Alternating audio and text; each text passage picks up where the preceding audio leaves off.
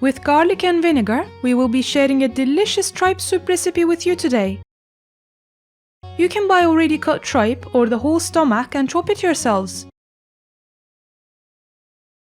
We bought an already cut and cleaned tripe from the butcher. We initially rinsed it thoroughly and then chopped it into small pieces. Then we placed them in water with vinegar for 15 minutes. After that, we rinsed them again a few times and put them in a pressure cooker. We filled it with water until it fully covered the tripe pieces. On low heat, it cooked for an hour. After that, we transferred it to a basic pot. Now it was time to make the sauce.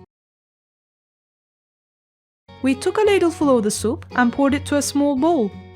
We also added half a cup of water and 2 tablespoons of flour to it. If you would like, you can add 1 egg at this point. After adding 2 crushed cloves of garlic and salt to taste, we mixed it thoroughly. We slowly poured this mix inside the pot while still stirring the soup. It cooked for 5 more minutes after adding this mix. In total, it simmered for 10 minutes inside the basic pot. If you would like, you can serve it with lemon and vinegar.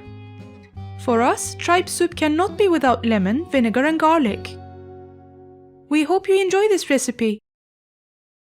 Our tripe soup is ready. Please do not forget to like this video and to subscribe to our channel.